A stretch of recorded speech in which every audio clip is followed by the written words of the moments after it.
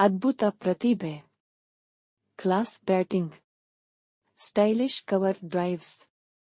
ಆದರೂ ಹಲವು ವರ್ಷಗಳ ಕಾಲ ಭಾರತ ತಂಡದಲ್ಲಿ ಸ್ಥಿರ ಸ್ಥಾನ ಸಿಗಲಿಲ್ಲ. ಕ್ರಿಕೆಟ್ ಅಭಿಮಾನಿಗಳು ಒಂದೇ ಪ್ರಶ್ನೆ ಕೇಳುತ್ತಿದ್ದರು: ಸಂಜು ಸ್ಯಾಮ್ಸನ್ಗೆ ಯಾಕೆ ಅವಕಾಶ ಸಿಗುತ್ತಿಲ್ಲ? ಸಂಜು ಸ್ಯಾಮ್ಸನ್ ಬಳಿ ಅದ್ಭುತ ಪ್ರತಿಭೆ ಇದೆ, ಆದರೂ ಭಾರತ ತಂಡದಲ್ಲಿ ಸ್ಥಿರ ಸ್ಥಾನ ಸಿಗಲಿಲ್ಲ. ಆದರೆ ಇದರ ಹಿಂದೆ ಒಂದು ದೊಡ್ಡ ಕಾರಣ ಇದೆ. ಅದನ್ನು ಈ ವಿಡಿಯೋದಲ್ಲಿ ನೋಡೋಣ, ಬನ್ನಿ. ಸಣ್ಣ ಹುಡುಗ ಟಿವಿಯಲ್ಲಿ ಕ್ರಿಕೆಟ್ ಪಂದ್ಯ ನೋಡುತ್ತಿದ್ದಾನೆ. ಭಾರತ ತಂಡ ಬ್ಯಾಟಿಂಗ್ ಮಾಡುತ್ತಿದೆ. ಅವನ ಕಣ್ಣುಗಳಲ್ಲಿ ಒಂದು ಕನಸು: ಒಂದು ದಿನ ನಾನು ಕೂಡ ಭಾರತ ತಂಡಕ್ಕೆ ಆಡಬೇಕು. ಆ ಹುಡುಗನ ಹೆಸರು ಸಂಜು ಸ್ಯಾಮ್ಸನ್. ಆದರೆ ಜೀವನದಲ್ಲಿ ಕನಸು ಸಾಕಾಗುವುದಿಲ್ಲ.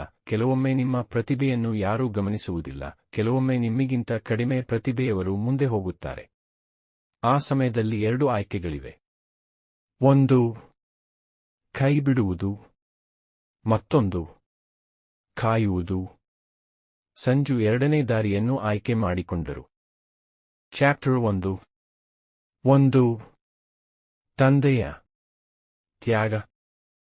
1994 ನವೆಂಬರ್ 11. ಕೇರಳದ ಒಂದು ಸಣ್ಣ ಊರು, ಒಂದು ಸಾಮಾನ್ಯ ಕುಟುಂಬ. ಅಲ್ಲಿ ಜನಿಸಿದ ಹುಡುಗನೇ ಸಂಜು. ಅವರ ತಂದೆ ಸಂಸನ್ ವಿಶ್ವನಾಥ್ ಪೊಲೀಸ್ ಇಲಾಖೆಯಲ್ಲಿ ಕೆಲಸ ಮಾಡುತ್ತಿದ್ದರು. ಆದರೆ ಅವರು ಮಗನಲ್ಲಿ ಒಂದು ವಿಶೇಷ ಪ್ರತಿಭೆ ಕಂಡರು. ಒಮ್ಮೆ ಸಂಜು ಒಂದು ಕ್ರಿಕೆಟ್ ಟ್ರಯಲ್ನಲ್ಲಿ ಆಯ್ಕೆಯಾಗಲಿಲ್ಲ. ಆ ದಿನ ಅವರ ತಂದೆ ಒಂದು ದೊಡ್ಡ ನಿರ್ಧಾರ ತೆಗೆದುಕೊಂಡರು. ತಮ್ಮ ಉದ್ಯೋಗವನ್ನೇ ಬಿಟ್ಟು ಕುಟುಂಬದೊಂದಿಗೆ ಕೇರಳಕ್ಕೆ ವಾಪಸ್ ಬಂದರು. ಒಮ್ಮೆ ಯೋಚಿಸಿ ನೋಡಿ, ಒಬ್ಬ ತಂದೆ ತನ್ನ ಉದ್ಯೋಗವನ್ನೇ ಬಿಟ್ಟು ಮಗನ ಕನಸಿಗಾಗಿ ಹೋರಾಡುತ್ತಾನೆ. ಆ ಕನಸನ್ನು ನಿಜ ಮಾಡುವುದು ಯಾರ ಹೊಣೆ? ಸಂಜು ಅದನ್ನು ಅರ್ಥ ಮಾಡಿಕೊಂಡಿದ್ದರು. ಅವರು ದಿನವೂ ಬೆಳಿಗ್ಗೆ ಅಭ್ಯಾಸ, ಸಂಜೆ ಅಭ್ಯಾಸ, ಮತ್ತೆ ಅಭ್ಯಾಸ. ಆ ಸಮಯದಲ್ಲಿ ಯಾರಿಗೂ ಗೊತ್ತಿರಲಿಲ್ಲ ಈ ಹುಡುಗ ಒಂದು ದಿನ ಐಪಾಲ್ನಲ್ಲಿ ಇತಿಹಾಸ ಬರೆಯುತ್ತಾನೆ ಅಂತ. ಚಾಪ್ಟರ್ 2. ಯುವ ಪ್ರತಿಭೆ. 17ನೇ ವಯಸ್ಸಿನಲ್ಲಿ ಸಂಜು ಕೇರಳ ತಂಡಕ್ಕೆ ಫಸ್ಟ್ ಕ್ಲಾಸ್ ಕ್ರಿಕೆಟ್ ಆಡಲು ಆರಂಭಿಸಿದರು. ಅವರ ಬ್ಯಾಟಿಂಗ್ ಶೈಲಿ ವಿಭಿನ್ನವಾಗಿತ್ತು: ಕವರ್ ಡ್ರೈವ್, ಪುಲ್ ಶಾಟ್ ಮತ್ತು ಶಾಂತ ಆತ್ಮವಿಶ್ವಾಸ. ಅವರು ಭಾರತ ಅಂಡರ್ 19 ತಂಡದಲ್ಲೂ ಆಯ್ಕೆಯಾದರು. ಆ ಸಮಯದಲ್ಲಿ ಹಲವರು ಹೇಳಿದರು, ಈ ಹುಡುಗ ಭಾರತದ ಭವಿಷ್ಯ. ಆದರೆ ಇಲ್ಲಿ ಒಂದು ದೊಡ್ಡ ಸಮಸ್ಯೆ ಆರಂಭವಾಗುತ್ತದೆ. ಮತ್ತು ಇದೇ ಸಮಸ್ಯೆ ಸಂಜು ಸ್ಯಾಮ್ಸನ್ ಕೆರಿಯರ್ಗೆ ದೊಡ್ಡ ಸವಾಲಾಯಿತು. ಚಾಪ್ಟರ್ 3. IPL break.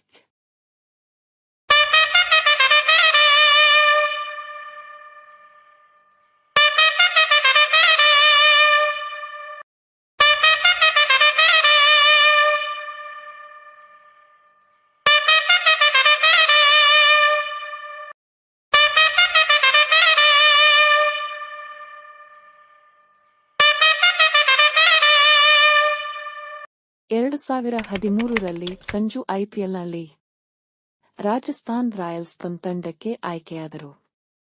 ಕೇವಲ 19 ವರ್ಷ, ಒಂದು ಪಂದ್ಯದಲ್ಲಿ 63 ರನ್. ಸ್ಟೇಡಿಯಂನಲ್ಲಿ ಜನರು ನಿಂತು ಚಪ್ಪಾಳೆ ತಟ್ಟಿದರು. ಆ ಸೀಸನ್ನಲ್ಲಿ ಅವರು ಎಮರ್ಜಿಂಗ್ ಪ್ಲೇಯರ್ ಅವಾರ್ಡ್ ಗೆದ್ದರು. ಆ ಸಮಯದಲ್ಲಿ ಹಲವು ಕ್ರಿಕೆಟ್ ವಿಶ್ಲೇಷಕರು ಹೇಳಿದರು, ಈ ಹುಡುಗ ಭಾರತ ತಂಡದಲ್ಲಿ ದೊಡ್ಡ ಸ್ಟಾರ್ ಆಗುತ್ತಾನೆ. ಆದರೆ ನೀವು ಊಹಿಸದ ಒಂದು ಘಟನೆ ಮುಂದೆ ನಡೆಯಲಿದೆ. ಚಾಪ್ಟರ್ 4. ಕಠಿಣ ಸಮಯ. 2015ರಲ್ಲಿ ಸಂಜು ಭಾರತ ತಂಡಕ್ಕೆ ಡೆಬ್ಯೂ ಮಾಡಿದರು.